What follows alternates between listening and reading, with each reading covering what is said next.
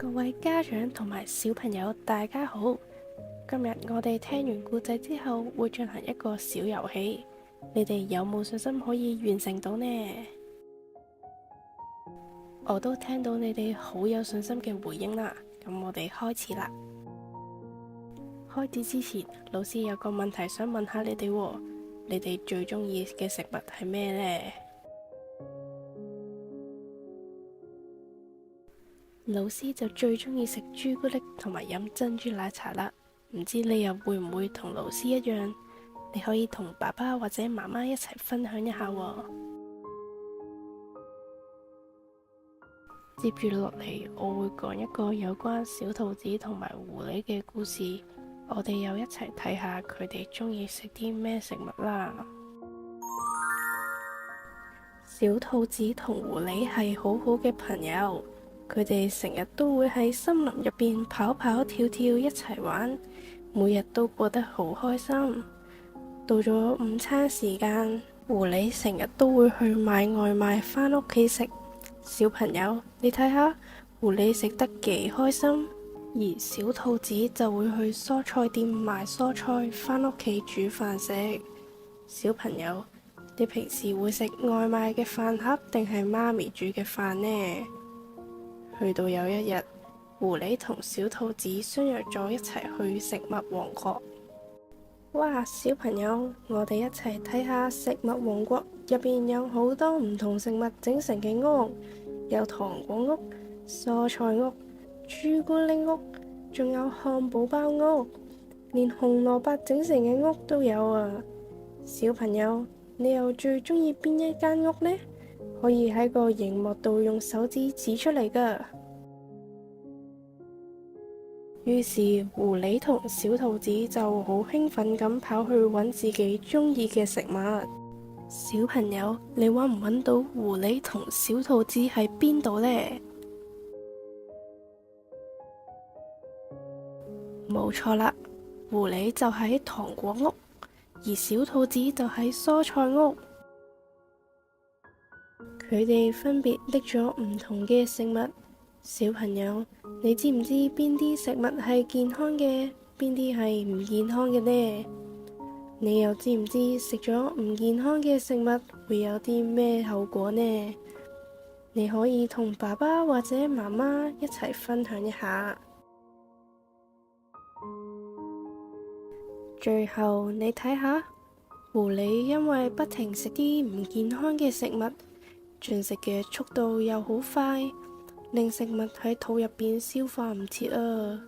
佢個肚就越嚟越大，最後連行都行唔喐啦。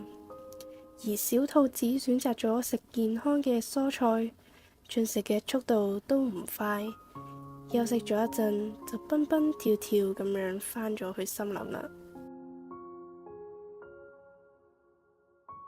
小朋友，睇完狐狸同小兔子嘅故事之後，你可唔可以分辨出食物王國入邊有咩健康嘅食物，有咩唔健康嘅食物呢？你會好似小兔子咁進食一啲健康嘅蔬菜，定係會好似狐狸咁進食一啲唔健康嘅零食呢？如果你會跟隨小兔子嘅，就俾個叻嘅手指公自己啦。如果你跟隨狐狸嘅，就要掉返轉隻手指公啦。小朋友，我哋又一齊睇下以下呢啲食物，你有冇食過啦？你又可唔可以分辨出佢哋係屬於健康嘅食物，定係唔健康嘅食物呢？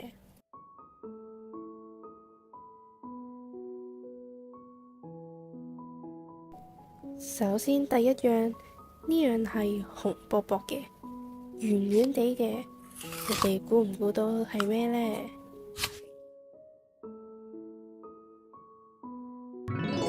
係啦，佢就係蘋果啦。佢係健康定係唔健康嘅食物呢？噔噔，蘋果係屬於健康嘅食物。小朋友，如果你估啱咗，就舉起左手嘅手指公啦。第二樣，呢樣食物係紫色嘅，細細粒嘅，食起嚟仲甜甜地嘅添。唔知小朋友有冇食過呢？冇錯啦，就係提子。咁佢係健康定係唔健康嘅食物呢？相信小朋友都知道提子係屬於健康嘅食物。如果你估啱咗嘅話，就舉起埋你左手嘅食指啦。如果你兩次都估啱晒嘅話，呢個時候你就應該舉起咗兩隻手指，可以做出一個有形姿勢啦。未估中嘅小朋友都唔使灰心，我哋一齊繼續努力。到咗第三樣食物，相信各位小朋友都好鍾意食㗎。佢咬落口嘅時候係卜卜脆㗎，仲有唔同嘅口味。張老師就最鍾意食紫菜味。係啦，呢樣食物就係薯片啦。小朋友，呢樣食物係健康定係唔健康嘅呢？佢係唔健康嘅食物嚟㗎，所以小朋友，我哋應唔應該食太多呢？答啱嘅小朋友，我哋就一齊舉起埋左手嘅中指啦。到咗第四樣食物，呢樣食物係橙色嘅，長賴賴咁，仲要係農夫伯伯好辛苦咁種出嚟㗎。呢樣就係紅蘿蔔。小朋友，你哋覺得佢係健康定係唔健康嘅食物呢？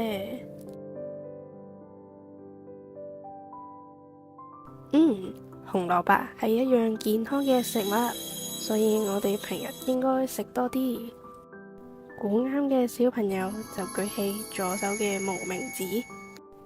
到最後，呢樣係一樣飲品，佢係好深色㗎，亦都有好多氣。飲落去嘅時候好甜，所以好多小朋友都好鍾意飲。冇錯啦，呢樣就係可樂。小朋友，可樂係健康定係唔健康㗎？雖然可樂好甜，但係佢係唔健康嘅飲品嚟㗎，所以我哋都唔可以成日去飲。如果小朋友都答啱咗嘅話，就舉起埋最後一隻手指啦。如果答啱晒嘅小朋友，就拍手俾個叻自己啦。未答啱晒嘅小朋友，都俾個叻自己，你已經做得好好啦。